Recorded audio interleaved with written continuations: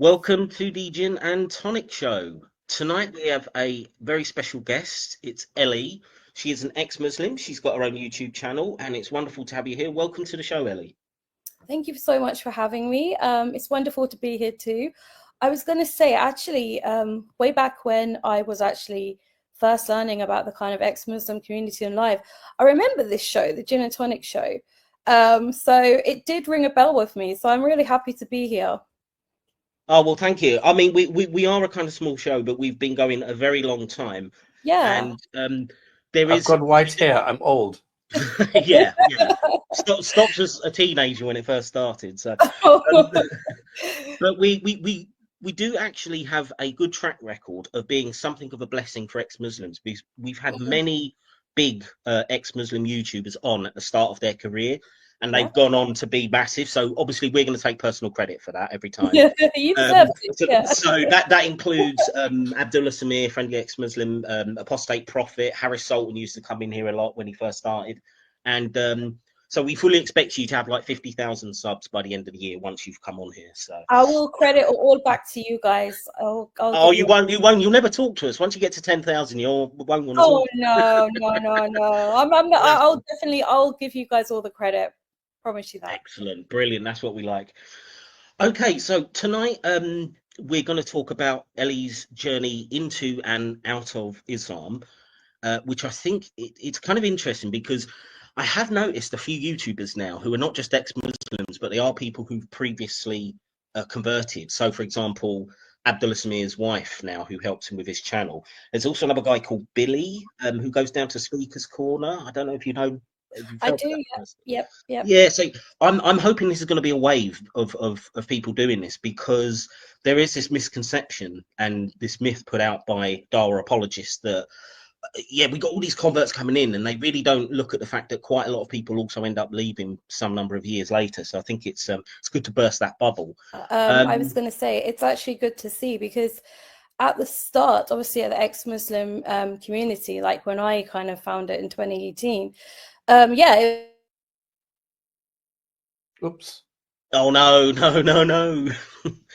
Ellie, you've frozen. Oh dear. Right, folks, we've got technical issue here. This is typical. Oh my gosh. Ellie, Hello? Yeah, you're back. Oh no, that's it. No, that's fine. So you froze for about 20 seconds there. Frozen again. Oh, you're frozen again. Oh dear.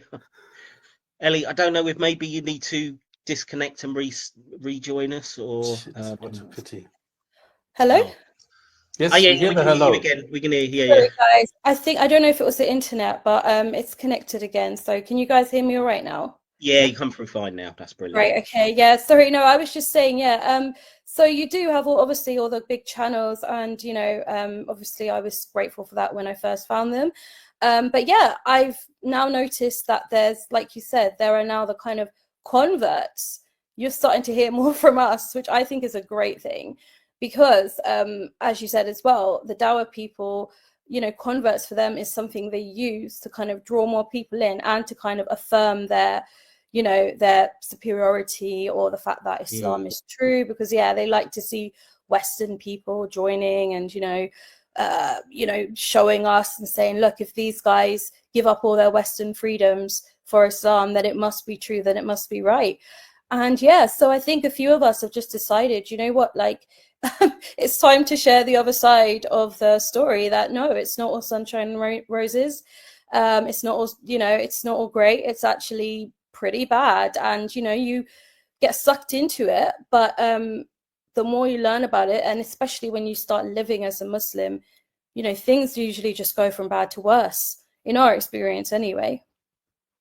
Yeah, well, maybe we can start on that. I know you've probably gone through your story a number of times now. I know you've been on the Friendly Ex-Muslim channel, and you've probably been on a whole bunch of other podcasts. But if you could just give us a brief outline, just a little bit about your background for those who don't know you, and sort of how you first got into Islam, that'd be great. Yeah, so basically, I was born and raised as a Catholic. And I went to Catholic schools my whole life, basically till the age of 16.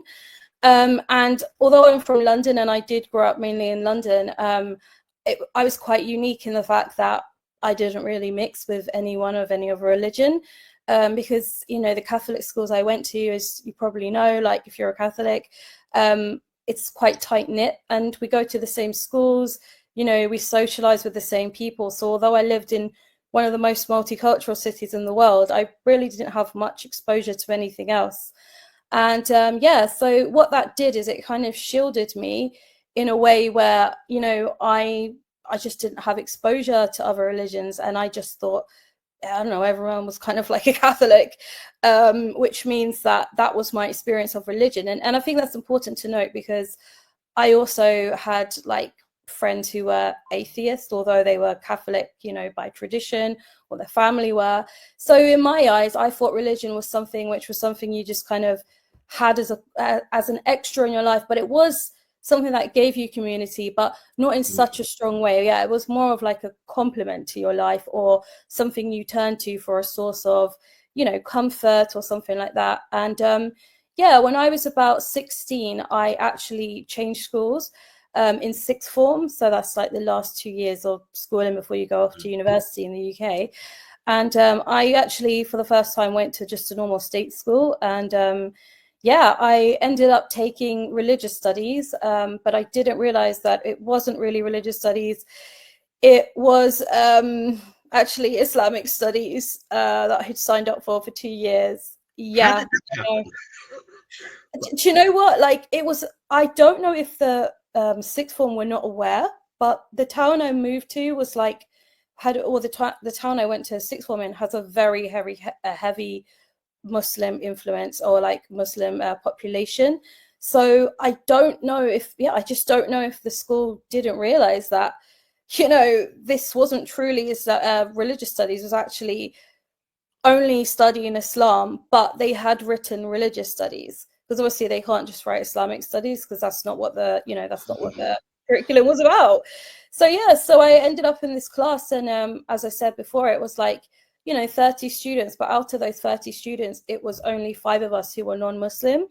And yeah, so I was like fully immersed in almost like a kind of madrasa like style of learning about Islam, but in a school, in a British school. So yeah, I know. Look, and at the time, as I said, because I was used to the kind of Catholic ways, I didn't really know what I was in for, in the fact of that, you know, even though it's just teaching about Islam technically, you know, from a kind of, I don't know, just for your A levels technically, but there's always dawah going on, not intentionally, but you know what it's like in Islam, you know, they're not shy about saying, yeah, this is what we believe, and it's true because X, Y, Z, you know, they're not subtle about the way they teach it. Yeah, they're really not. And you know, I was like, at first I was quite intimidated.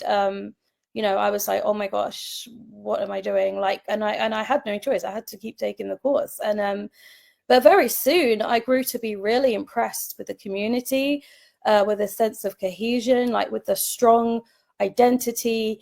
And at the same time in my life, you know, I'd had quite a few problems, kind of like just in general, because I think, as I said in my first video, you know, I didn't really have happy teen years. You know, a lot of stuff was going on at home, and I would say now I was in a vulnerable place where, you know, I was just looking for something to belong to. And at the time, because I was young, you know, I was 16, 17. I don't know, I was just so susceptible to like a community, and to something new. And I just started to fall in love with the whole feeling of it, with the whole vibe. And then they were teaching us as well, as they always do, you know, like the Qur'an has never been changed, and you know, this is the truth. And this was way before you had the ex-Muslim community as it is now, you know. I just heard these things, and I thought, what I didn't realize was the emotional side of me, which was so attached to Islam. That wasn't rational. That was me having a reaction to feeling like I belonged to something for the first time. And yeah, and then I went on a trip to Istanbul with my class, and you know, again, that was a wonderful kind of holiday trip thing. And again, I you know, that's just the kind of feeling you get when you travel with people you like, friends, you know. It is a lovely experience, but they were attributing it to Islam, and this is a sense of sisterhood in Islam. You know, this is what you can have if you're a Muslim. And yeah, and it really got into my head, that period of my life. And I went through some more hard times, although I went off to uni, you know, did the whole uni thing. But towards the end of my uni, things got a bit worse for me in some ways. And I just thought, you know, and I met someone again, I met a few Muslims again, and I thought, yeah, this is what I need. This must be true. Yeah, and I took the plunge and joined Islam properly and started living as a Muslim. So Ellie, can I ask you that period where you've changed schools, you're learning about Islam in the, you know, the education system, and you've got all these Muslims around you. Were they kind of pressuring you to join Islam at that point, or was it done in a subtle way, or was it done in a kind of, you know, did they ever mention like hell and things like that to try and sort of bring you on board? Or Yeah, so sometimes it was subtle. Sometimes some people just straight up told me you're going to hell. You know, they did, and not just that. Obviously, being a woman, sometimes, you know, they would say, and I'm not saying all of them, just specific individuals who were like in the class, you know, women who don't cover their hair, I think they are, you know, not disgraceful, but obviously they're immodest and it's wrong. But I think my teacher, who was, I always say she was a very, very nice person. I think she is, you know, she was just a genuine nice person. And she was always, you know, she's very strong in her faith. She never fully told us to convert, but she always would talk about people she knew who had converted, and like, you know, how Islam just improved, almost, I guess, improved her life, but not so much in those words. But yeah, because I think there's a concept in Islam through, well, there is a concept of like learning, being that embodiment of the Quran, or actually embodying dawah and representing Islam. And they mention that, like, you know, us as Muslims, we have to act in a certain way to kind of draw people in. So it was a mixed bag. Yeah, it was a mixed bag. But they definitely used to say that Islam is true, and that they would talk in a way where it was almost like that was the baseline of reality, that the world is, yeah, that's how they talk, as if like, and you're inside of it, like, wow, like I remember feeling like they are so unapologetic about their faith, you know. They are so unapologetic. They don't, it's not like they have any kind of sense of, you know, sometimes in the UK you don't really want to come across as boastful or a brag, and you always try and consider others' opinions. This was something I'd never seen before. It was like, no, we're right, you know, we are right. It's actually you that oh needs to. yeah, I mean, you can see it in the Darba crowd. I mean, particularly the guys down that go down to Speaker's Corner. I mean, they are unbelievably like arrogant in the way that they talk, and it's ironic because when you actually look at their arguments, they're terrible arguments. They're ignorant of every topic except for Islam, and often when you've been a critic for as long as I have, and as long as Stop Slamming has, you know the religion probably as well or better than they do. So it's like this false kind of supremacist mindset. I just find it mind-boggling. But it really is. can I just go back and just ask you again, just something that came across my mind. When you were learning in the college about Islam, were they giving you this kind of whitewash version of Islam, the way that the Darba guys do, or did they ever get into the controversial things like Aisha's marriage and all that kind of stuff? That's a great question, because I often think about that myself, so they were kind of matching it to the curriculum, I guess. So a kind of not so basic, but just the kind of foundation of Islam, you know, like the 5 pillars, you know, the kind of tenets of the faith, and all those kind of things. So we learned about the kind of basics of belief.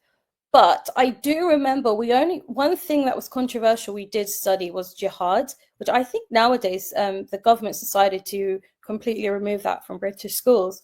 Thank God. Thank God. Yeah, I know, right? Gosh, I mean, I was even shocked when I heard that, but I'm glad they actually did. But yeah, no, we learn about jihad, but that was from a very kind of like, okay, so you have the greater jihad, which is the most important, you know, the one where you're fighting your nafs, and, you know, that's the one which is, you know, the one that all Muslims should be focused on, blah blah blah. And then we did learn about like the kind of, you know, the other type of jihad, which is, it's so controversial, but we learn about it from a place of like, you know, it's just about defending the faith. You know, I thought it probably would be. They yeah, don't talk about Muhammad's conquests or taking yeah. over North Africa and Spain and India and all the other places. Exactly. It was more just like, oh, you know, X tribe came to them, and you know, and they had X. And when I say X, you know, and random stories that we'd learn about, random fights, but nothing too specific. So it's quite interesting because well, Aisha, obviously they wouldn't go anywhere near that because it's in a school, and I don't think they would take that risk. I mean, that's just way too risky to talk about in a school. But it was when I actually was a Muslim that those things, I started to learn about them when I was fully into the life, because I believe, actually not anymore because of the, you know, David Wood and all the work that they've done to expose all this stuff. But back then specifically, there wasn't just like, it's not like you could type it into YouTube and it would pop up. Like, so it was. What sort of rough period are we talking here? Are we talking like early 2010s? For me, it could be the late, like, so around 2009, actually, 2008. No, 2009 Right. as well. Yeah. There wasn't much. There wasn't a huge amount going. I think at that time it was just starting to get more in, like, internet Islamic critique on. But I think David Wood did start around that time himself, and I think there was some other shows. But it's not like now where there's thousands of videos you can see kind of critiquing Islam. There's lots of ex-Muslim stuff. Back then it was more limited. Exactly. So the God, teaching about jihad in school, I mean, that is quite frightening, I have to say.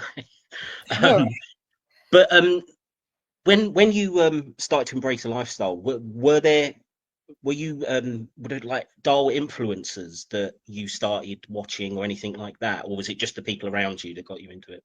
It was actually real people to begin with, because I don't even think Ali Dawa or those lot were really online.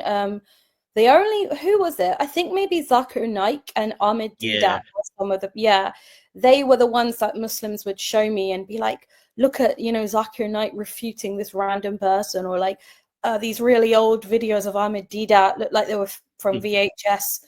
Someone had uploaded them online. I remember not being too impressed with that, actually, because I was like, this looks like someone's dragged out of their garage, and you know, it's just there's such poor quality. But no, definitely Zakir Naik. Although it sounds terrible, even then I remember thinking like, oh, this looks like a bit of a joke. You know, it doesn't seem very holy. But then when I actually started listening to his points, I kind of fell for it, and I was quite impressed because the way he used to like remember things like a computer almost, like that was quite impressive. And I quite used to enjoy watching him convert other people to Islam on the spot. I used to like that for some reason. I think maybe it made me feel like, I don't know, I could relate to it in some way. But no, for me it was all real life people actually that influenced me. What about Zindani and his science stuff? Was he online, or was it just a book? Because we actually had a book. No, it was videos. It was interviews. It was Keith Moore. It was a whole. He actually made a whole movie about this. So he had all these scientists come out and say, "Yeah, this is a scientific miracle," and they found that it's in the Qur'an, and they're so impressed. Yeah, see, because that's the thing. I had a book in my classroom called "Scientific Miracles in the Qur'an," which I did remember reading and feeling quite impressed. But no, I'd never heard of him before. As I said, my conversion was from more like people in real life and everything. Wasn't really. Did you actually feel that you were being hypnotized? Could you actually get a sense of this? Yeah, definitely. I think maybe because I was so young, I just wasn't able to really work out what was truly going on. But hypnotize is a great word, because I actually remember being in Istanbul and we were sat outside of some very old mosque, and you know, it was nighttime, and some guy in our group started singing nasheeds, and we all, like, one person started crying, And then we all started crying. And they were like, you see, Muhammad, he's in your heart. Allah is in your heart. Can you feel that? You know, they were really, and I was crying more and more. And I was like, I guess so. Like, I guess I can feel him. And that's why I say to people, don't underestimate the emotional pull that, you know, these things have. I know it's not, you're not thinking, you know, you're not actually rationalizing it. You're just, something's happening, and it's like being hypnotized. Exactly. Yeah, because one of the things is and I think in your case, you've got a confluence of a number of factors. One, you were young. Two, you moved school when you were surrounded by mostly Muslims in your education. Three, I think you mentioned some maybe personal issues and stuff going on at home. And also just getting that sense of community around you, like as you join Islam.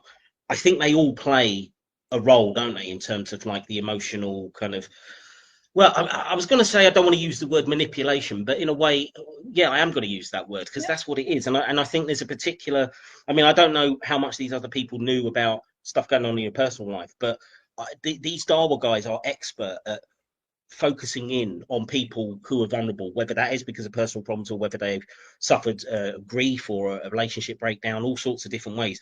When you're at your lowest, it's when these guys strike. I mean, they're like vampires. I really do think, like, and they're trying to sort of suck that out of you when you're most vulnerable. Your defenses are lowest, and it kind of sounds like that your situation as well. I think most people, I think, who convert are in that kind of headspace. Completely agree, and that's what I talk about a lot on my channel, because it's quite, you know, ironic. Well, it's not ironic, but the Dawa people always accuse everyone else of being emotional, and like, you know, Islam is the only logical religion, you know, and you're like, you're like, you guys are the most emotional in some ways. You literally prey on, you prey on people's emotions. And exactly, and I talk about, because, you know, I get a lot of people in my comments, I get a lot of support, which is great, but I do get some people who say, you know, I can't imagine why especially a Western woman would join this system. Like, what were you thinking? And I'm like, well, this is the thing, like, it's almost like you're not thinking in that way. You are, like you said, you're in a vulnerable place. You might be going through grief. You might have got no family. I mean, I knew some people who literally came from, you know, not having a stable family at all, and they were genuinely looking for people just to be in their life, and that's the people they get, because that's human psychology, right? We want to belong, and some people out there don't have anyone to belong to, and so it's a sad fact, it's a sad reality that vulnerable people do tend to get preyed on by people who are, you know, quite predatory in that way. It's a social element as well. I mean, to be fair, I mean, Islam is not the only religion that does that, but I do think they do it in the most insidious way. And Jehovah's. Yeah, well, I mean, you do see amongst, I mean, you see it with Christians and Jehovah's Witnesses and whatever. I mean, there's a lot of, anyone who wants to convert somebody are going to use these tactics. But I think, yeah, in my experience, the Dawa guys are particularly, they do it in a very ugly way. The other thing you mentioned there, Ellie, I think was that, or I don't know if you mentioned now or whether it's one of your videos. Did you ended up getting into a relationship with a Muslim guy? Was that a big draw as well, like getting further into the lifestyle? I mean, because I didn't meet him like when I was a teenager or anything. It was more like in my early 20s, my very early 20s. But that exactly, that's what kind of gave me the next step, because now I became a Muslim wife, basically. So I was no longer just a female Muslim or just someone interested. I took the deep plunge, and I completely transformed my life. And I think it just goes with the territory of actually entering a kind of Islamic relationship, because, you know, as a woman, there's so much of Islam which, oh my gosh, like, you just, until you're in it, you just can't comprehend how it affects every aspect of your life. And I didn't realize that. I did not know what I was in for. I'm not saying like, you know, he was particularly bad, but it's just the religion in general, what it expects of you. And it's, you know, it's the people around you as well, now how they perceive you, because you're an Islamic woman, you know, you're a Muslim woman, and you're expected to act like one.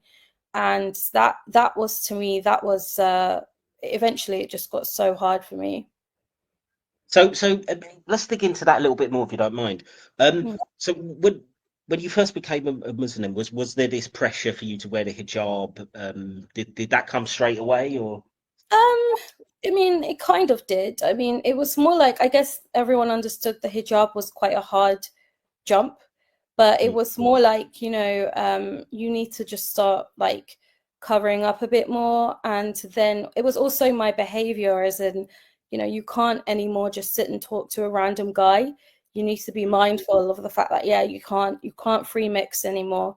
Because that was just second nature to me. Yeah, I just, you know, if I go to someone's house and there are male relatives, you know, you sit down, you talk to everyone. You don't think, oh, there's Yeah. the men. So yeah. So I was accidentally constantly walking myself into situations.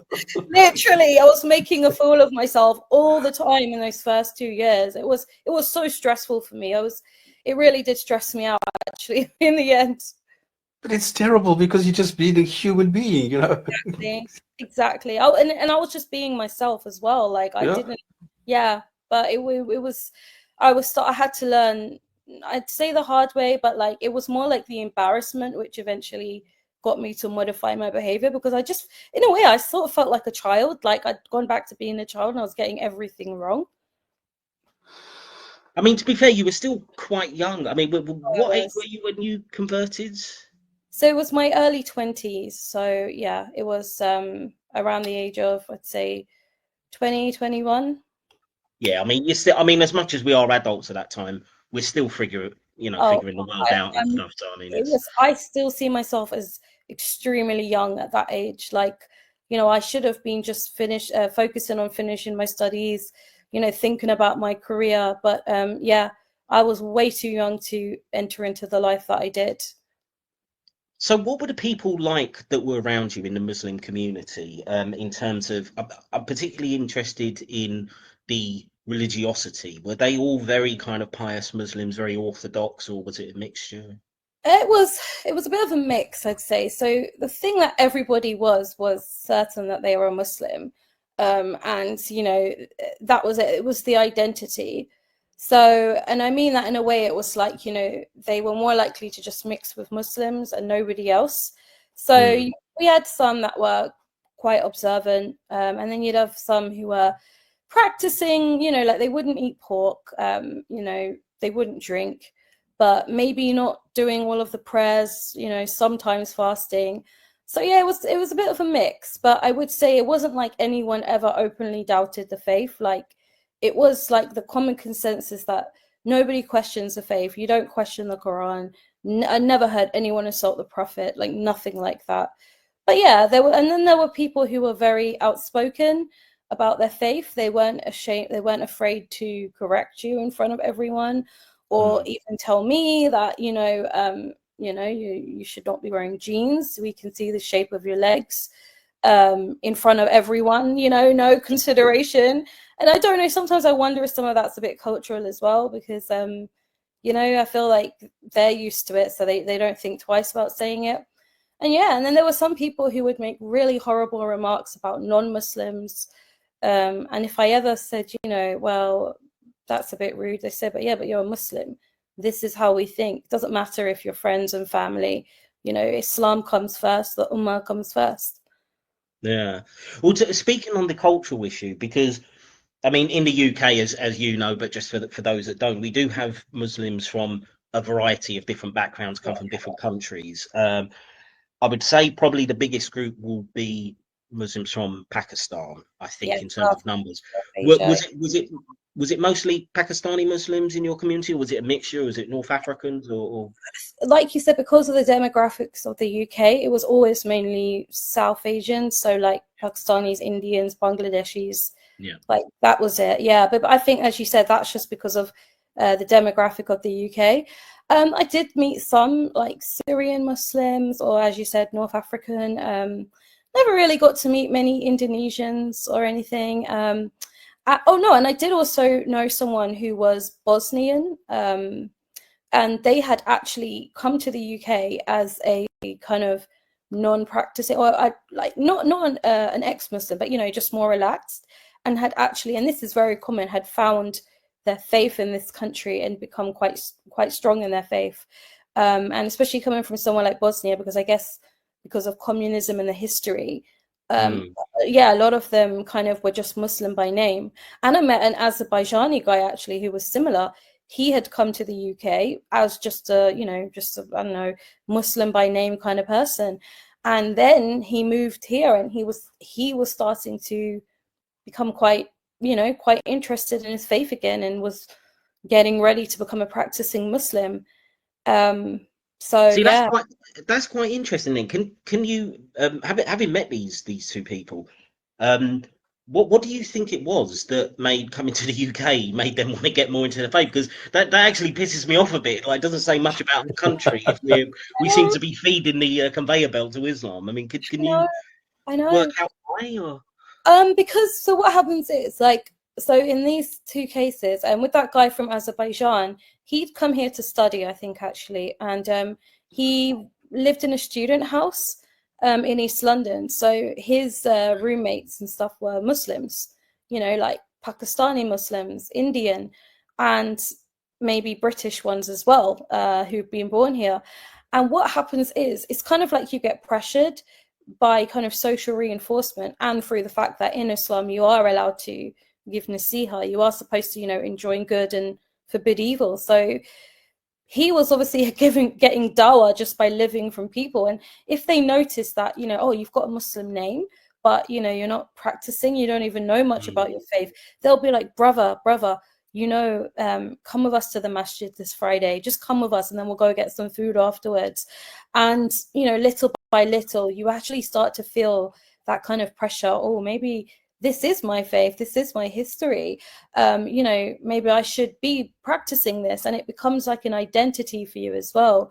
And yeah, and I mean, London is so, like, there's so much Islamic presence here. I feel like if you want to be a Muslim, this is the place in Europe to be. I really do believe that. yeah, I can attest to that as well. Also, I mean, I'm a Londoner, and I'm still living in the city, so Same. But it makes sound like we're a couple of the last people here. So, it feels that way, right? It does feel that way. Yeah. But this is really interesting what you're bringing up there, because it shows that it's not just non-Muslims who are getting dawah. It's also the more kind of casual, cultural Muslims, if you like, that aren't really that into the religion. They're also getting worked on. They've got people checking you. So as you say, it'd be like, oh, brother, make sure you don't slack off your prayers and that kind of thing. And so it's interesting that it'd almost be worth doing a whole show on that if we could do that, I think, because I think that's quite an interesting phenomenon that doesn't get talked about, that even those less pious Muslims are being worked on all the time as well. So yeah, and it's like a bit like the prison system, right? People go in there and they come out as Muslims. It's like this, it's all over the UK now. It's literally all over the UK, in universities, in schools, it's, we have, I don't know, it wasn't intentional, obviously, but the kind of tolerance that British people have for other cultures, because we are a tolerant society, we really are.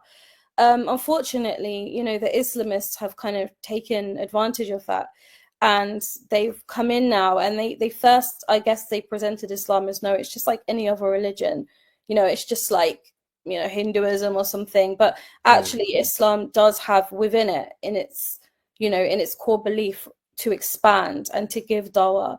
That's the difference. So they have no shame about pushing it wherever they can. Like, that's actually what God tells them to do. Were you made aware of the specific female restrictions? I can't lie, but I thought they were good, because what had happened as well, because of my kind of childhood and my past, I had a lot of, I don't know if the word's anger, but I felt, I had a lot of questions. I had a lot of kind of issues kind of in my mind, and didn't understand why I went through what I went through. And that was another thing that was said to me a lot in those first couple of years, that it's the West which led to my life. Any problem you have is because the West is a degenerate society. Yeah, that's the one. We always hear that word so much, degenerate West. Degenerate, exactly. And they're like, they would say to me, you know, in Islam, children are like, you know, so protected, like obviously because, you know, the dad has complete control over the family, you know, and women need to be taken care of, you know, women need to be provided for, and all this promiscuity, you know, men leaving you. In Islam, you know, your husband can't leave you like that. He has to give you your rights. But he can get 3 other wives, so you know. No, that's the thing. That's the thing. But back in those days, actually, there wasn't. I think that now is much more open because of the manosphere. You know, the combination of the red pill movement and the Dawa people have picked up on that. So now they will proudly say, yeah, nothing wrong with polygamy. But back when I became a Muslim, that was like, no, rarely anyone does that, because you have to do it equally, you know, split down the middle. So I was under the impression that that rarely happens. Obviously now I know. Now I know Well, all of that was just all I think talk. Ellie, I think it also might be that particularly if they're trying to attract a woman into the religion, that's not the best thing to highlight. You really want to cover that up. Whereas with the guys, it's like, yeah, you know, come in, you can get a little bit extra on the side, you know, get a second wife and stuff like that. So I think because and the thing is, we've seen it as well, like with the big Dawa apologists, they're going on with all this pious messaging about, oh, we don't have side chicks and all this kind of stuff. Well, we've had Muhammad Hijab with his hotel wife. Ali Dara apparently also had some second wife he was hiding somewhere in Algeria, I think, or something like that. Yeah. So Yeah. it's hypocrisy. Oh, really? He's done it too, has he? Oh, Hamza Sort says, yeah, well, 10 years, it actually was 10 years ago that he was caught on, what was it, Ashley Madison, you know, that dating website. And that is set up to pretty much use to cheat on your partner. And his name was on that list. And he tried to deny it at first, and then he was like, oh, no. Well, technically I am allowed to look for a second wife. So he just doubled down. Yeah, but the funny thing is, though, despite that pretty much wrecked him. He'd had a series of public humiliations before in terms of debates over the years, but that finished him off. And I think Mohammed Hijab has gone in the same direction. So I'm pretty happy. Yeah, because I thought Hamza Zorts just went a bit quiet. I thought, what happened to him? Now I understand what happened. Ashley Madison. Oh my gosh. But do you know what? When I saw this Mohammed Hijab thing kick off, I said, I know this sounds terrible, but some of his followers, I really feel like he could do whatever he wants. All they want is him as their spokesperson, because he signals, you know, he's like that strong in their eyes. I wouldn't consider him like mentally. Oh, he's a big guy though, isn't he? He's like 6'7" or he's something. huge. And he's always going around with talk of threatening people and having a fight. And I think that does appeal to like the Dawa bro crowd, doesn't it? Absolutely. He's their role model. And I feel like, and this is another principle of Islam, another value they hold, is like, no matter what he does, he's still a Muslim. And as long as he verbally, you know, out loud calls himself a Muslim, they have a duty to still accept him as their brother, even though he's sinning. So, you know, okay, he's doing all these things, but he's still their brother at the end of the day. So he will still have followers. The only time they would really turn against him is if he became an ex-Muslim, which would never happen. I don't think that would ever happen. So yeah.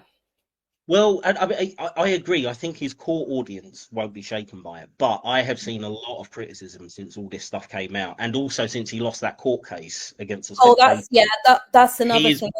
Yeah. You know, he's got a £670,000 bill to pay now, so his estimation has gone down in the Muslim community quite a bit, and I think he knows it. So I'm hoping this will be his, you know, the downward spiral of his career will be 2025. I mean, look, I mean, he's definitely amongst kind of people that care about not acting the way he does in the Muslim community, you know, people who are, I guess, just decent people. Yeah, he's definitely rubbed everyone up the wrong way.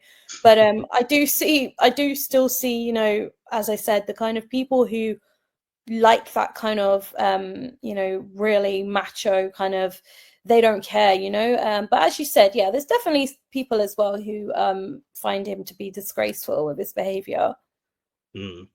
Well, anyway, let's get back to your story, Ellie. So, so you're in a relationship with a Muslim guy. You're fully converted. You're kind of being pressured into, you know, behaving like a Muslim woman should, whatever that is.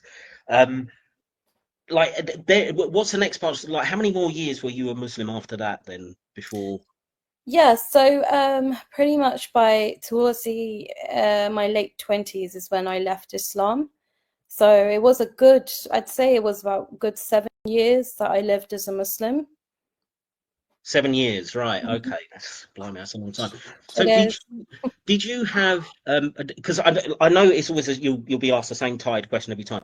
What made you leave Islam? And I know that it's not usually going to be one thing, is it? It's usually a series of different things you might have found out about Islam or your treatment from other Muslims and various other bits and pieces. But I am going to kind of, is there one particular thing that really stands out that made you like really start bringing the doubts on? Yeah, so my story is kind of a bit, some people find it a bit funny or some people find it a bit strange, but I have to be honest, you know, it was one conversation. I mean, well, look, I'd say it's never, like you said, it's never one thing. What started to happen was I started to get like very, very depressed. My mental health was really going down the drain, and I was kind of feeling like I think this might be something to do with my lifestyle. And at first, I would always try and get closer to Allah, you know, start, you know, researching the deen more, watching people online. And, you know, I was constantly turning it back on me. And I was like, it can't be the faith, you know. And I didn't really want it to be, because I was like, you know, I didn't want to feel like I'd brought into a lie. But I did start to see the cracks. And, you know, I guess I was getting just a bit exhausted. And then one day, you know, I've always grown up with dogs. Like, I love dogs. You know, my family's had them, and yeah, I think the UK, we do just love dogs in this country in general. We It's, you know, do, we but do, yeah, yeah. so yeah, it's a dog. We're a dog loving nation, and I obviously in Islam, dogs are, you know, they're not permissible in the way that they are here. You can't keep them in the house. You're not supposed to. And yeah, and I'd always hear how dogs are dirty, and a lot of people were scared of them actually. You know, I'd be walking down the street and they would literally jump the other way because a little tiny, I don't know, cocker spaniel walked next to them, and I'm just like, oh, I'm sorry, I thought you saw like a pit bull, and I look and it's like a little flock. I'm like, what? You mean all these big Dawa Muslim guys? They're frightened of Literally, the dog like that. I swear, go let a little dog run through a little pug, let a pug off the loose in Speaker's Corner, and it will be like chaotic. But yeah, no. So I really hated that. I always hated that, because I know how lovely dogs are, and you know, one day I was actually at my in-laws, and we were just kind of having a discussion, because I wanted to get a dog. But obviously, I researched it and I realized that was probably not going to happen. You know, it's just not halal. And yeah, so we were kind of, everyone was trying to tell me why it's not okay to have a dog. And you know, I, for the first time ever, I gave a little bit of pushback, because I was like, first of all, I said, you do realize there were dogs in the Quran, right? In those seven sleepers, that seven sleeper story. I don't know if you guys know that one, where, you know, six people or seven, yeah, they were in a cave, and you know, they woke up like 100 years later. It's a very random story, but there was a Oh dog. yeah. I know the one you mean. Yeah. Yeah, there was a dog with them in the cave. So I said, well, okay, if we're not allowed a dog, why were there a dog with those people? And they were like, well, that was those people, you know, they were specific. And then they were like, but in the hadith, you know, it does say an angel will not enter the house where there's dogs and pictures. And I Yeah, was but like, Muhammad gave him to drink from out of his shoe. Come on, it's the other way around as well. yeah, I mean, there's so many contradictions like that, right? So Yeah. I tried a little bit to be like, well, I said something which was kind of like, well, how can we really trust the hadith, you know, if it's all contradictory? No. I know. And I just saw the reaction of me saying that. And I was like, oh crap. I was like, I don't think I should have said that. And I got this kind of, you know, nobody was aggressive. I mean, they're lovely people, but it was just, I clearly had crossed a line, which nobody ever crosses. And I kind of was like, oh gosh, like, yeah, I shouldn't have said that. But then I was like, but I know dogs are lovely. I love dogs. Like, so there was cognitive dissonance. But for the first time, I was like, if I gaslight myself now, yeah, where else is this going to lead me? Where else am I going to know something is wrong for me? And I'm going to try and convince myself that it's right, and I'm going to be more miserable. So that was the spark for me, where I was like, you know what? Like, I think I know now that this isn't right. That is the most unusual trigger I've ever heard. I know. Yeah, I have to say, I really like that because a lot of people will kind of mention things maybe about, Aisha's age or, um, you know, Wife beating. yeah, Yeah. lots of different things like that, or the four wives or whatever.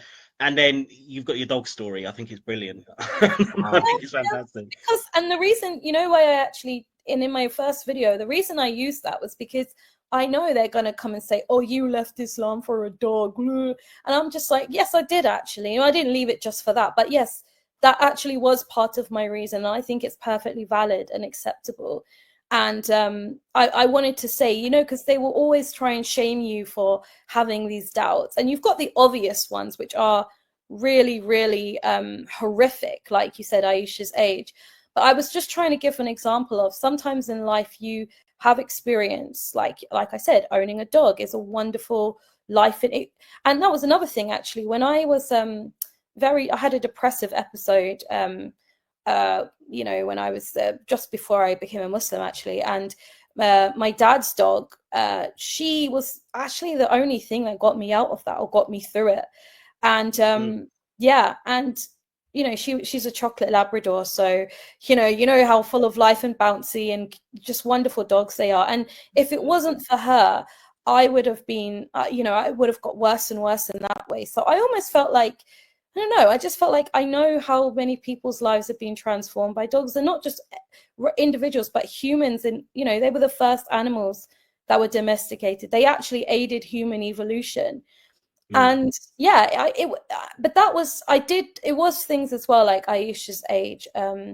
But I knew that kind of conversation I could never have with Muslims in real life. It's just way too controversial.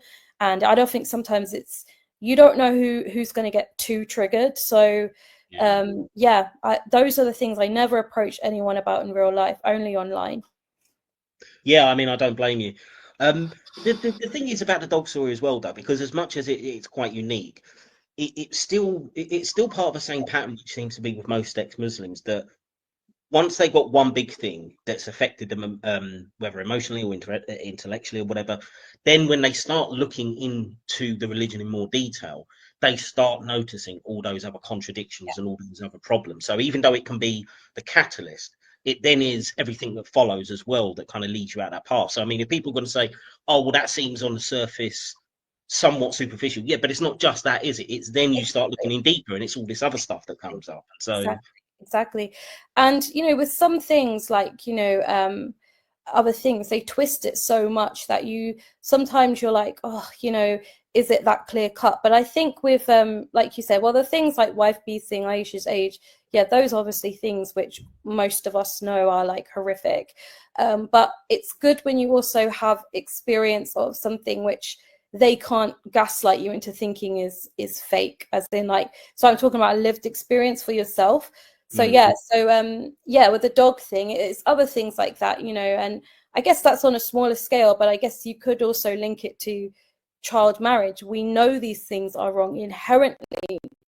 We know these things are wrong. Wife beating, again, we know these things are wrong. And that's what I was kind of painting the picture of, like, if you know something is wrong, don't be scared to follow your intuition, because it's there for a reason. Don't let them gaslight you. Don't let them try and tell you that, oh, that's just, the West has got into your head. No, these things, actually, you can almost prove, like with hard evidence, that these things are harmful to humans. And, really? yeah. Well, the thing is, though, did you know all those really difficult issues, and particularly for women, it's so much more that women have to go through in Islam than men. Did you know all those things at the time you were joining? And if so, how did you deal with that, like, cognitively? Like, how did you move past that and still join? Yeah, so the only one I kind of knew about was the wife beating one, because my friend, who was a non-Muslim, she actually found that in the Qur'an one day in our studies, and she tried to ask the teacher and the other Muslim girls about it, and they just kept kind of brushing the subject under the carpet. And that kind of, yeah, they did. Yeah, it's almost like they just wouldn't answer it. And they kept saying, well, we're not scholars, so we can't give you an answer on it. Yeah, I remember her being so angry about it, because I guess some people do have experience of that in real life, and it really, it makes you angry, because you're like, you know, this is something which causes people so much pain, yet here we are just not even, you know, avoiding it. But you know what, something happened to me where I was like, the pain I had gone through in other areas of my life, something kind of happened where I was like, you know, they kept kind of convincing me that these things don't actually happen in Islam, like wife beating, like this is the last resort. Whereas in the West, yeah, in the West, you know, men just treat women like crap. But at least in Islam, you have the protection of marriage. At least you have the protection of the family.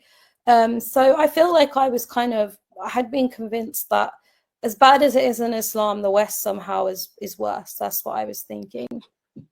Which is amazing, because it's you know, I can understand, like, from your position, that you would grab onto that, and that might persuade you because you want to be part of religion, etc., at that time in your life. But it's such an amazing hypocrisy to say that the West, which has laws against you know, beating, well, violence in general against people for no reason, but yes, you can't beat your partner, and yet it's somehow superior to say that God has ordained that it's okay for a bloke to hit his wife.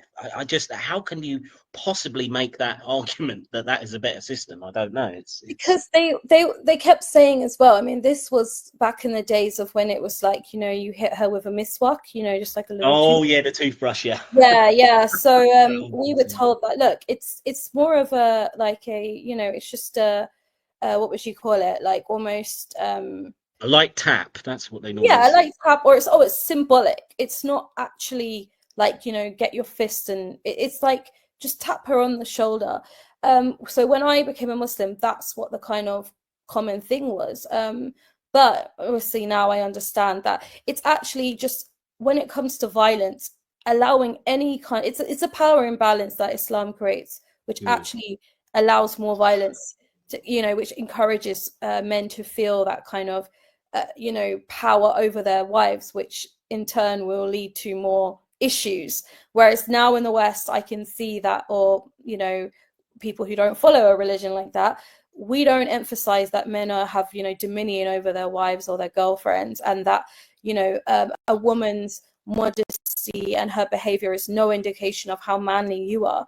I understand now that it's not about just telling people don't hit your wife, which is important, but it's also how you view women that prevents domestic violence. Because if you keep telling men that you are more, you know, you are a degree above women, that you are, you know, a woman's testimony is, well, you need 2 women for every man, those have implications that lead to certain behaviors. You know, it's like what you cultivate on a very small level starts to, well, not a small level, on the values you cultivate will manifest. So now, yeah, as an older person, you know, now I understand, you know, a bit more experience in life, that, you know, it's how you view women, which actually leads to certain behaviors, you know.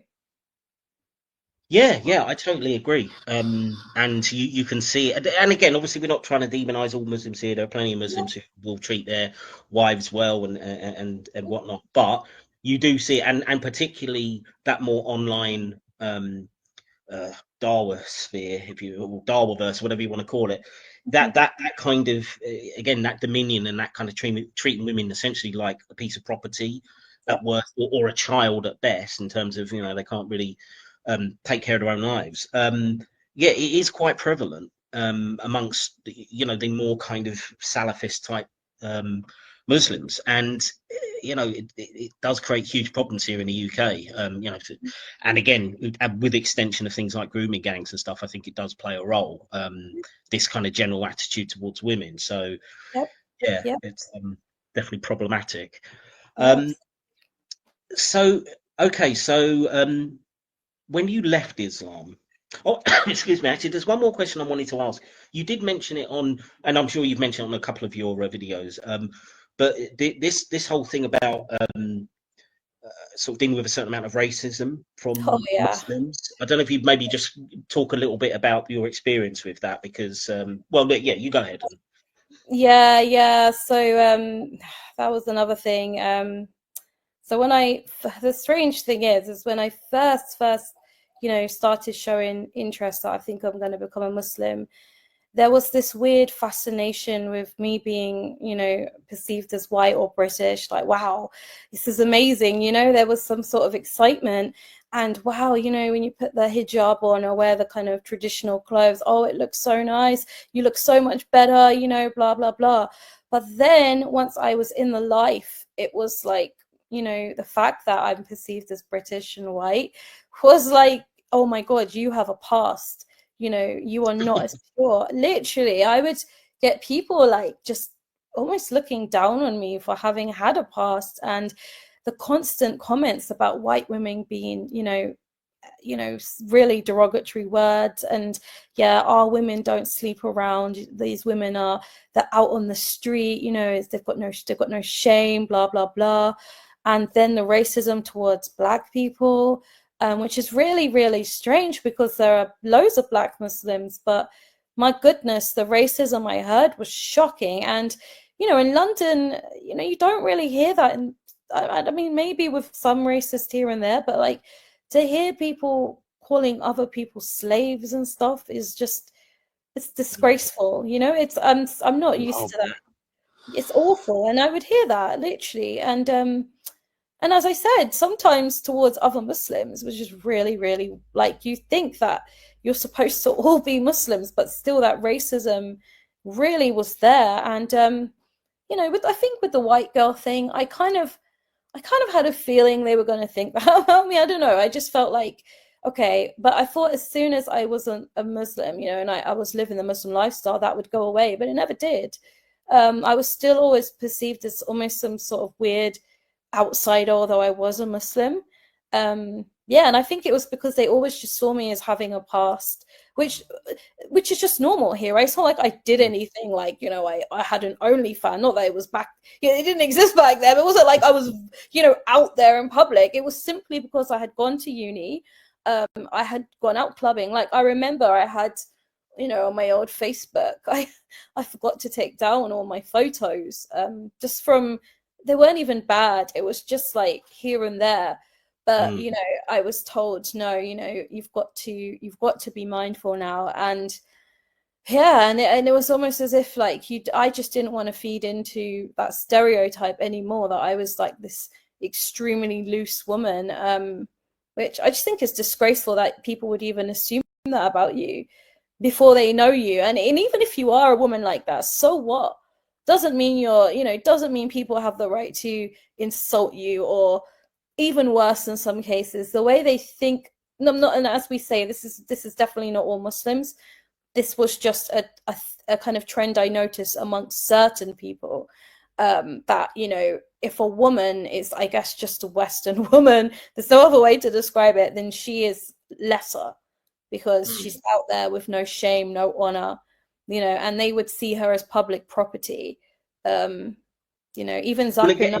Yeah. Again, I mean, I think this is also a contributing factor to, again, the you know, the trouble we've had with grooming gangs and stuff. Absolutely. And the really big disproportionate number that come from the Muslim community. And yeah, this idea of degenerate Western woman, you know, she's going to be up for it anyway. So is it really wrong that we're doing this? I think it all kind of plays into it, with terrible consequences. And it's nice, at least this year, that I think finally the government have been forced to start acknowledging it. You know, we had the Casey review and stuff like that, which was admitting what everybody has known really for 15 years. But it's interesting, that psychology though, because I mean, number one, it's great because the Darwa guys love going on about, oh, there's no racism, you know, look how terrible the West is, look at slavery, look at it, as if Muslims weren't the biggest slave traders for 1,000 years. Right? I know. But also then it's like, oh no, we're all one brotherhood, all one sisterhood. And then I've heard this story so many times from ex-Muslims, even from current Muslims, particularly from Black guys, which I've spoken to, who are Muslim. They say I put up with a lot of kind of racial shit as well. So, but I think it's funny though, like funny, but my warped mindset, the mentality is like, oh, it's great. Look, we've got a sort of white Westerner who's converted, so it's almost like a trophy capture. And then after, it's kind of like, oh yeah, but she's a white Western woman. Did we really want her because she's got this terrible past or something? So it seems like a really schizophrenic kind of approach. I know, and it was other things as well, like the way I cooked. You know, it was just things like that. Like it was fine to openly mock me and my culture. That's how I felt like. And it's really kind of, it's so hypocritical, because if we were to do the same the other way around, like make fun of people for, or keep harking back to these kind of stereotypes, you know, we would probably call out each other. I'd hope so, for being so, you know, arrogant, ignorant, and being, yeah, just awful, being a horrible person. But it was almost just like, as you said, it was okay to stereotype people. And I think a lot of that is because what people, I don't know, maybe non-Muslims wouldn't realize, is that Islam doesn't respect all women. It's just that Muslim women are expected to be treated differently. You know, back in the days of Muhammad, you know, they would have slaves who didn't cover up. So it's not like, oh, the whole world has to be modest. You know, no, these are rules for Muslims, and the non-Muslims, they don't really care. Like, you know, the way we act, they will just say, well, we're better than them. You know, because, yeah, that's another thing I hear, where the Dawa people would say Islam, you know, gives rights to women, and, you know, we were the first feminists and all this stuff. Yeah, literally. And I'm just like, you having a laugh? Like, yeah, like, you know, sometimes I feel like there's, not, as I have to keep saying this because I do know Muslims who don't think like this, but sometimes and maybe it's cultural as well, but there was a kind of feeling like white women are just fair game, maybe to be mocked or whatever, you know, to just try and use her or something, because, yeah, as you said, we represent everything to them, which is basically a woman shouldn't be. Yeah. And this is all extra ironic, considering that you are actually of mixed heritage. So I know. But even when you weren't dark enough for the case, apparently. So you didn't. This is the thing. But there's so much colorism in certain communities as well, that they would always remind me, and I still hear this today from people. You know, certain people will say, you know, like, dark skin is not nice, and, you know, you must feel lucky that you came out, you know, kind of more light skinned. And I always shut that down straight away. And I'm like, no, I don't want that way of thinking to come back in the UK. You know, we don't think like that here anymore. Good for you. Yeah. No, absolutely. And look, I mean, obviously, I'm not saying, I mean, the UK, every Western country has had its history of racism, and I'm not saying there isn't racism now. I think we've had massive improvements in the last few generations. I think most people these days really don't care about race, but it's the irony. It's like this pretense that Islam is solving this terrible bigotry problem in the West, and it's like, are you? Because the practical reality does seem to say otherwise. So I think it's worth highlighting that. Yeah, definitely.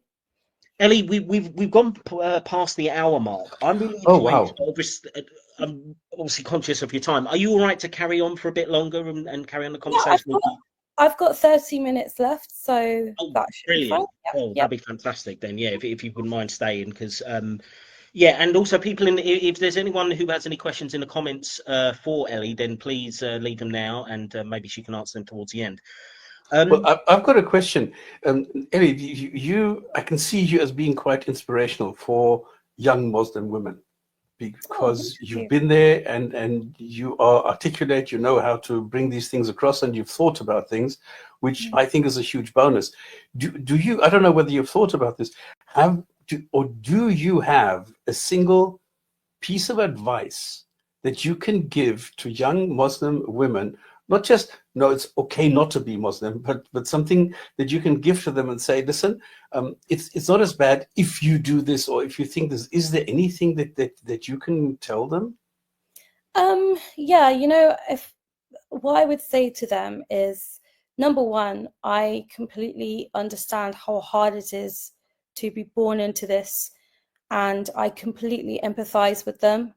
I feel like, you know, sometimes the rest of the world just doesn't understand. And actually, I will say this now, you know, I feel like it's becoming our duty now as women who are able to speak out for other women.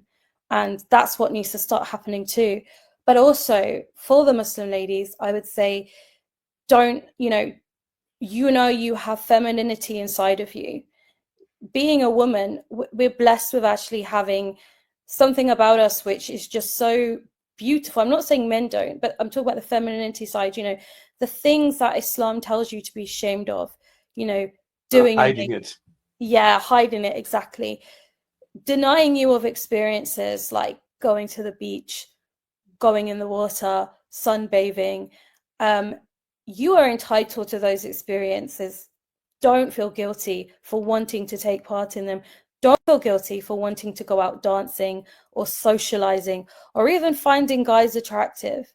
Don't feel guilty, because these are all natural processes and you should be allowed to enjoy them. I don't care, just because you were born into a family that might not want you to, or you feel guilt tripped by your own religion.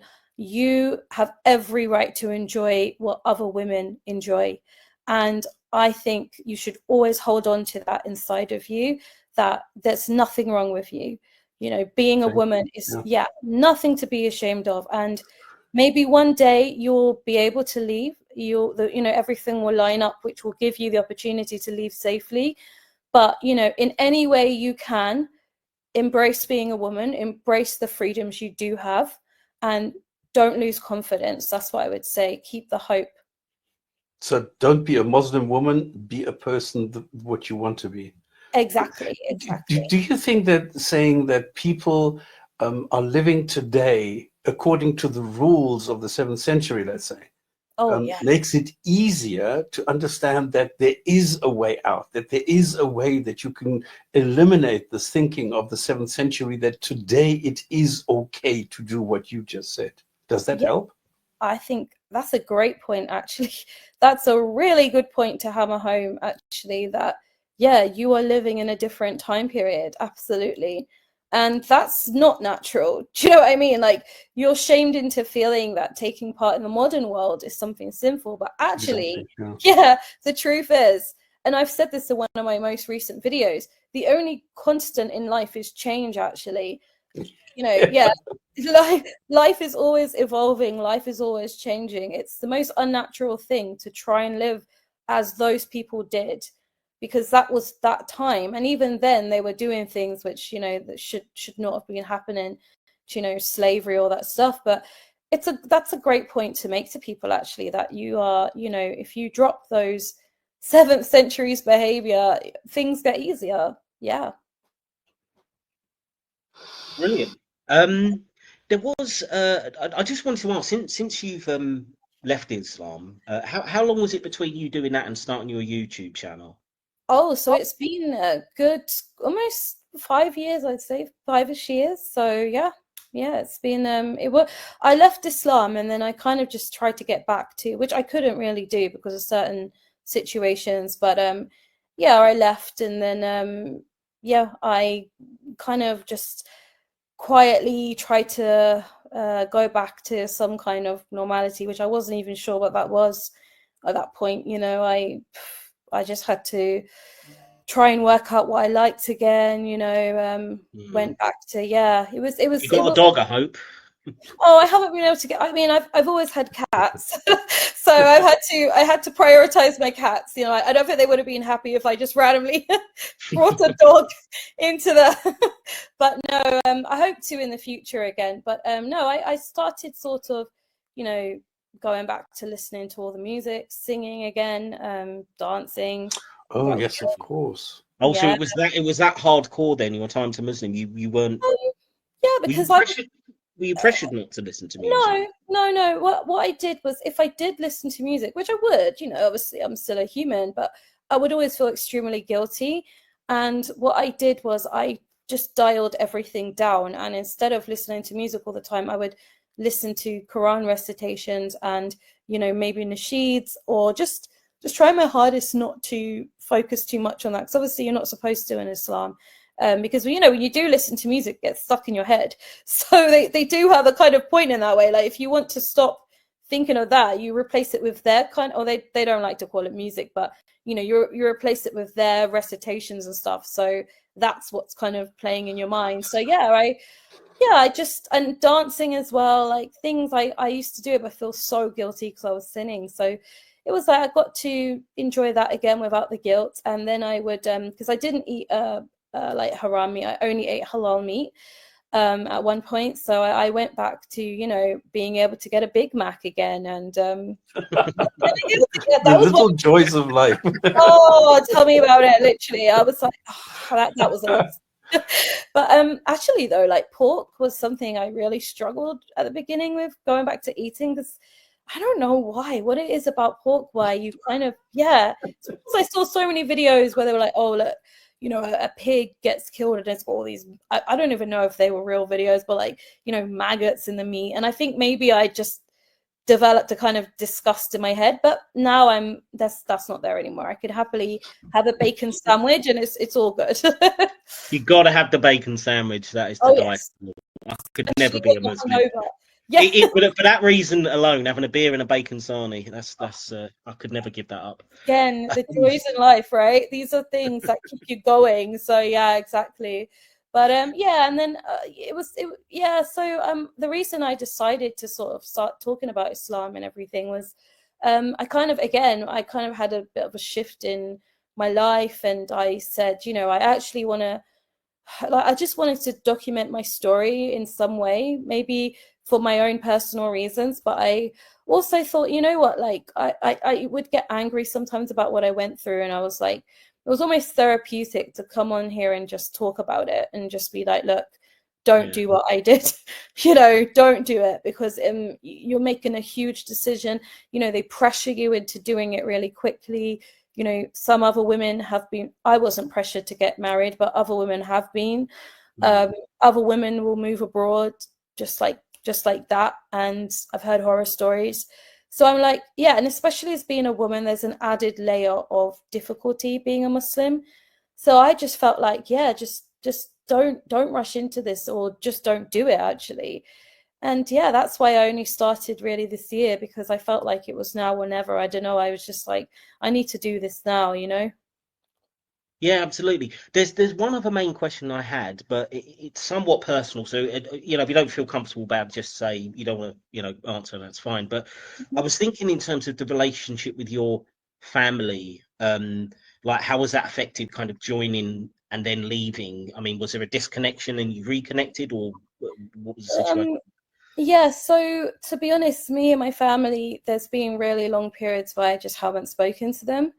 And I kind of just, I wasn't really in contact with them enough for this to kind of even, you know, really, I mean, I never wanted to explain to them. I never wanted to really tell them what I was doing. And I think the minute I kind of, there were other parts of my life which made it obvious that, you know, this is the life I've taken. So yeah, but because I'm not really close to them, it just wasn't, it didn't affect anything, because I guess I just wasn't really in contact with them Fair enough.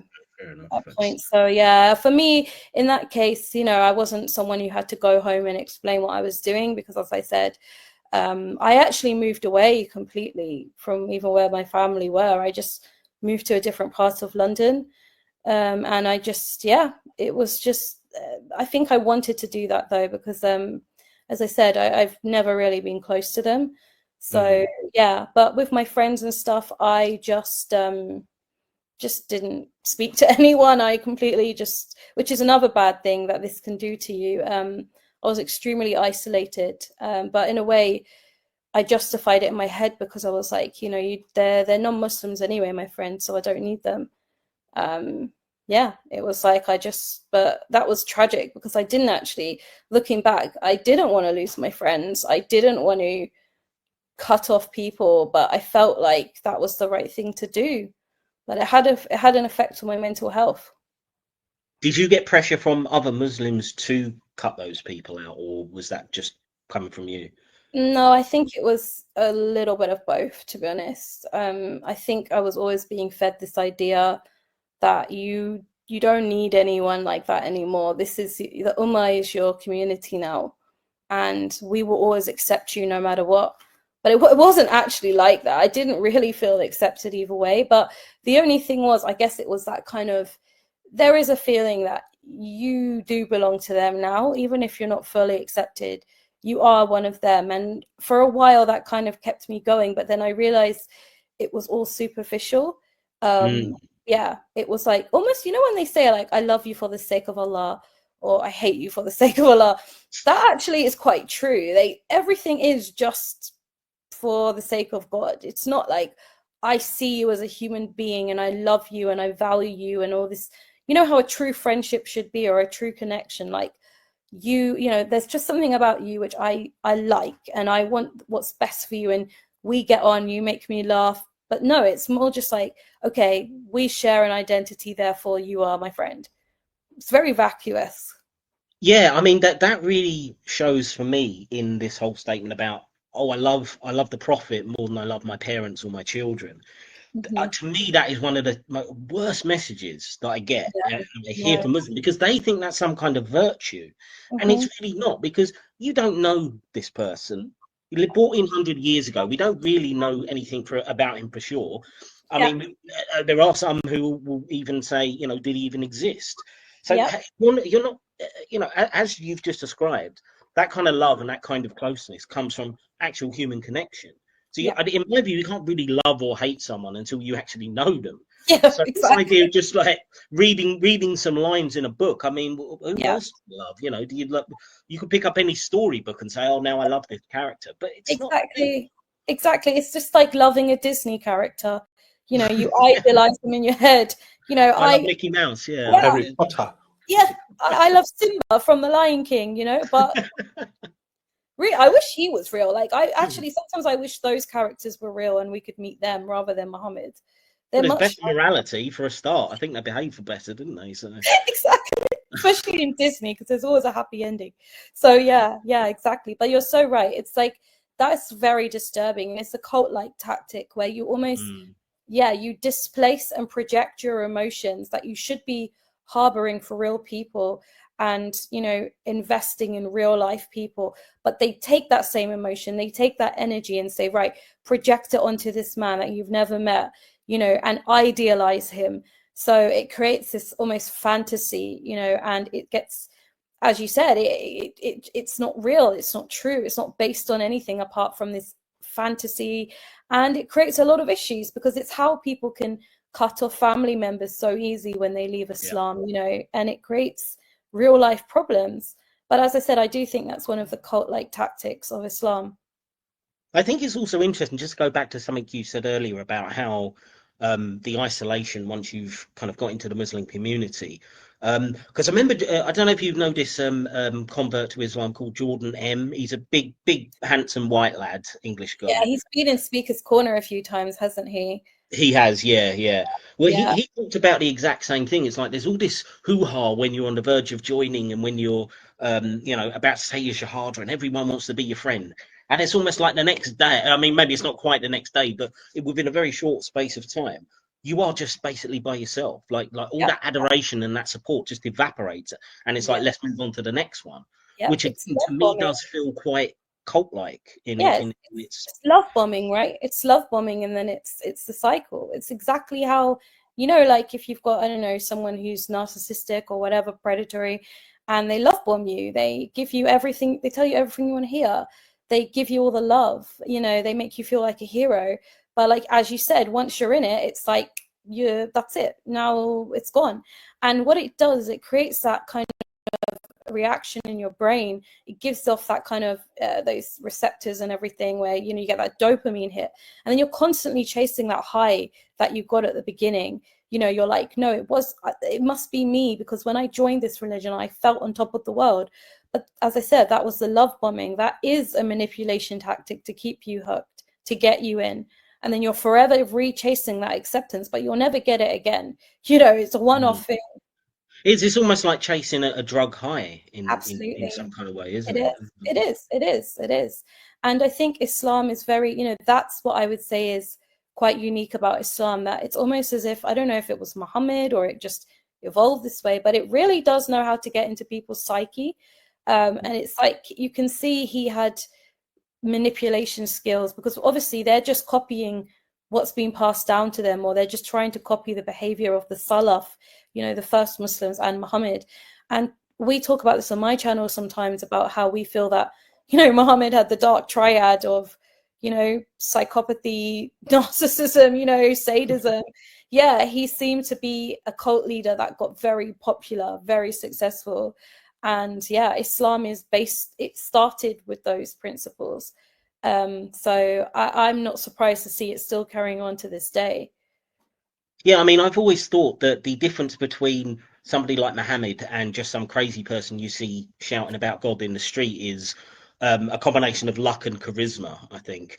It's true. Yeah, it is. Yeah, Because if yeah. you can't get any followers around you, you are just going to be that nutcase speaking on street corners saying, "Oh, an angel spoke to me in a cave." I mean, like, so he just got a bit of luck and a bit of, even, you know, I'll give that. He must have been charismatic. I mean, he had Well, been to. yeah, and we were talking about this the other day in my chat actually, because we were saying, because some people were saying, you know, was he bipolar? Did he have, you know, this kind of condition? I said, to be honest, if you're really, you know, you have a very debilitating condition, I don't think it would be possible to organize a religion on that scale, because you yourself are not able to function. So yes, I do believe Muhammad did have psychotic breaks. I think that was, you know, he had some kind of epilepsy or something. Yeah, but as you said, he clearly must have been charismatic to a level where, because I'm just thinking of cult leaders we see today, or like, you know, other really, you know, malignant kind of characters. And when you profile them and you see how are they able to draw people in, how are they able to manipulate people, we can only assume that he must have been doing something similar, right? Because he managed to, I mean, we don't know if he did, it could just be a story, but if he was real and he did do those things, you know, he did manage to convert. Oh, well, there's a violent side, I guess, as well. There was a lot of intimidation. You know, I guess a lot of people just wanted to live. They became Muslim probably because they were scared, you know. But again, it's all of those tactics, right? Well, there's also what even a dumbass like Trump can do it. Come on. Well, it's also what Miles said in the chat here. Is also next was he promised men sex and war. That's the foundation of any good movement. Yeah, And I mean paradise. that is a way to get young men to come along, isn't it? Basically, Oh yeah, adventure and access to the ladies. I think that's and if your life is so, imagine you have some awful life on earth, you know, you're living in the desert. I mean, even to this day, Medina and Mecca, they're so hot, right? It's like 40 degrees all the time there. You know, there's not much water, life is hard, you know. Your wife, you might not even get, you might not live long enough to even have a wife. And you know, women, I don't know how clean they were back then, not saying it was their fault, but you know, life was just hard. And then you're promised, if you go fight for me and you die, because you probably might die, you know, fighting for my faith, well, in heaven you're going to get this, you're going to get 72 virgins, not just one, you know, and they're going to be, you know, they're going to be sparkly, you know. I mean, the description of it are quite weird. I think they're supposed to. Sorry to interrupt, Ellie, but that always made me wonder because, and particularly, you know, speaking to an ex-Muslim woman, like that whole thing of the 72 virgins. Women don't seem to get too much out of the heaven thing. So I mean, when you're Muslim, when you're a Muslim, what were you thinking? Like, what am I going to be doing in afterlife? Watching my husband, you know, get it on with 72 virgins while I just sit there. I kind of see. I've got this kind of strange imagination, so I just thought, well, technically, I get my own mansion in heaven, right? So I was like, maybe I can just have like a massive Westfield, you know, like a mall with unlimited makeup, and I maybe won't really care about that because I'm just going to be, seriously, I'll just be on an infinite shopping spree. Then I might get to go on holiday to the Maldives. So I was like, okay, if men, because I used to hear these stupid lectures, it's so insulting to women, where they were like, you know, because women can't really make up their minds, that's why God didn't say what he's going to get them, because, you know, women don't know what we want, so he just left it open. So I thought, okay, if it's just a free-for-all, then yeah, I'm going to be going to the Maldives. I'm going to be so busy, maybe I won't care that my husband has got, like, I don't know, the Playboy mansion in there. Like, that's his business, you know. And yeah, but now looking at it, I just cringe at myself, because I'm like, it's just, and I think I've learned more about life as a woman as well. How, like, you know, just because women, and I think it's an insult to some men as well, because I think there's a lot of men who would have heaven, maybe they would want, I don't know, other things apart from just this gigantic, you know, sorry, I find it quite gross as well with the whole kind of, because the houris, when you actually hear how they look, they're really massive, you know, their skin is see-through. I find it creepy how they're virgins, like all of them, and then their virginity kind of comes back after you've taken it, which is just so weird. It's so disgusting. Well, see, this is brilliant. Now you put an image of my head of Islamic paradise as basically being like Stratford. You know, just that's what I'm going to think now. Anytime someone's talking about Islamic paradise, it's going to be, yep, Stratford, East London, that's it. literally with infinite levels just going up and up and up. Yeah, that's it. You know, that and I'm not joking, that's literally how I used to imagine it. I just think, right.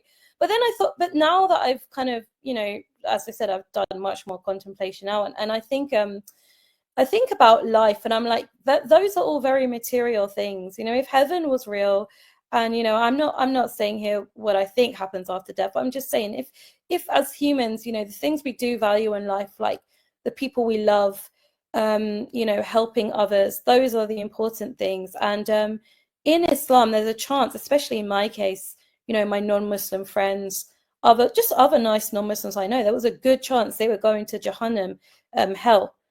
And I think I would give up a, you know, infinite amount of Sephora's and makeup shops. Why would I want that instead of seeing my loved ones in heaven? Why would I want to see my loved ones burning in hell? I think that's the worst thing ever. Yeah, it's funny you should bring that up, because we were just talking about this on our Friday show just a couple of days ago, this very topic, where an ex-Muslim, a woman is looking to convert to Islam, but she's worried about her mother who has died and whether she's burning in hell. And you could hear the you know, the emotion in her voice, how fearful she was. And again, it comes down to this manipulation and this vampiric kind of way that they prey on people with their vulnerabilities. And yeah, I just can't stand it. It is so sad, isn't it? And that's psychological torture in a way, because it's so unnecessary. I mean, it's, if you're not a Muslim or anything, you can just think, you know, oh, either, you know, even if your family member, did you say this lady's mum was dying, or was she already? No, she'd already died. She'd died. Already, yeah. So that's such an unnecessary layer to add to grief, right? Like, you don't, it's so cruel. It's just so cruel. Like, you shouldn't have to worry, did my loved one make it or not? No, you should just be taking that time to cherish the memories you had, and Exactly. you know, working on yourself, and just that stuff makes me upset. That really does. Yeah, well, maybe don't watch our last episode then, because actually I was getting quite sort of angry myself when I was reviewing the Darwa video. So yeah, you know, I completely agree. It's important to talk about these things though, and to actually highlight it, even if it is sad. You know, sometimes you do have to talk about the sad things. Actually, it's vital to, you know, because this is the reality of what it does to people, and it needs to be, we need to highlight it. And when you create space to talk about it, you help others as well who might be going through the same thing. Hopefully. So yeah, no, definitely. And you know, just because I might find it sad, it doesn't mean that it's not something we should be talking about, you know. I agree. I think that's a nice place to kind of end off, because I think you've only got a couple of minutes now. Is that right, Ellie? Yep, I can go for about 5 more minutes. So yeah, okay. That's fine. Well, look, what we'll do is we do have quite a lot of people watching, but there's no real questions coming in. So I think either people are just enthralled with your story and you're just giving all the details they want to hear already, or they're arguing amongst themselves. I'm not sure, because I've not been. But do you want to your YouTube channel? Obviously, I'll put a link in the description in this video for anyone. Please go and subscribe to Ellie's channel. You do quite regular live streams, do you? Do you have a particular day you do it on? Or? So yeah, we've started that quite recently, as in like the last month and a bit, really. So, and I'm hoping to keep that going, because it's quite enjoyable. Yeah. So I do try to go live maybe sometimes on a Monday, or a Tuesday, or a Thursday, or a Friday. So yeah, I know. Keeping your options open, yeah.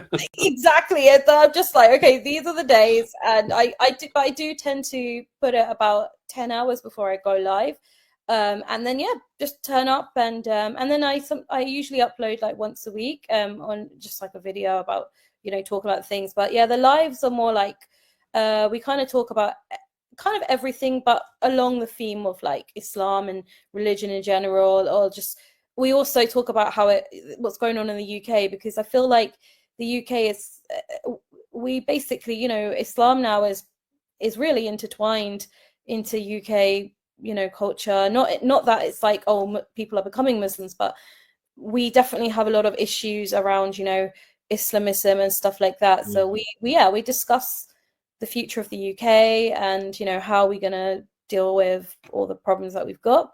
So yeah, it's quite a mixed bag, but it's enjoyable. So yeah. And what time do you usually start UK time? Oh, definitely 2 p.m. Oh my gosh, sorry, 10 p.m. 10 p.m. is yeah, and then it goes on for about 4 hours. So yeah. Oh wow, right. That's See, we're slackers here. We're lucky if we go an hour and a half usually on. No, trust me. I literally, I'm quite lucky that I usually got some regulars who come in and kind of talk as well. So I can sometimes just sit there and just like look at the comments. So it's not just me talking for 4 hours. But yeah, no. And I think the only reason I go for that time, because sometimes we got some people from America who want to watch it. So I try to keep it a little bit later so they can catch it. But yeah. Okay, cool. Well, I mean, yeah, everyone go and check out Ellie's channel. Maybe I'll pop over and say hello myself at some point. Definitely, yeah. Ellie, you are. It's been a fantastic conversation. You are always welcome to come back. If you wanted to on the show, it's a permanent welcome here. Yeah, and I would just want to say good luck with the YouTube channel. I'm sure you're going to be the next big star. And I think it's also good that. Well, I think it's good also to raise female voices on this, because I think most of the ex-Muslims are men, and I think women do have a unique and really important experience that it's worth hearing more of, I think. So I just wish you all the best of luck. And thank you so much. Thank you. And as I said, this is definitely a show that I remember from back when I actually first found the ex-Muslim community. So I'm really happy to have come here and shared my story on here as well. Because as you said, this, this is, I think, one of the longest running podcasts to talking about. We are the longest running since we started in 2011. Yeah, wow. So there you go. So can you imagine how many people this channel has helped as well? And we've got a small viewership, but I mean, we did when it first started back then. I think it was also done on Blog TV, so it was a much bigger audience then. But we've kept the tradition going, and we're small, but we punch above our weight, I think. And and it's brilliant to have people like you come on and share your story. But what I've realized is that, like, it's, and I say this on my channel too, it's like anyone who finds channels like ours and everything, we help people, and in ways which it just reaches people all over the globe. And I know there are people in parts, I always make the point of saying, I do believe I come from a place of privilege because, as I don't have a Muslim family and I am in the UK as a woman, I can now go back to a life as a Western woman with all the freedoms. But I think about women in places like Iran or Afghanistan who just want to live a life like ours, and they don't actually have that option right now. They can only leave in their mind. They, in some places you can't say this out loud. So even if they come across channels and they watch it, we give them mental clarity for that moment and give them a virtual community to support them. So I think it's vital. Yeah, absolutely. Couldn't agree more. Well, look, I've run out of questions, so stops unless you got like one last minute question you want to. No, I just want to say thank you for sharing. Thank you so much. Thank you for having me as well. I really enjoyed this conversation. It's the time's flown. I didn't even realize that I've been having so much fun. So yeah. Oh yeah, but for me too. This has been really interesting. We love having ex-Muslims on. So yeah, thank you to everyone in the comments. Thank you to everyone who's watching this later. We will see you next week at our usual time on Friday, 8 p.m. Thank you to Ellie. Thank you to Stop Spamming, and good night.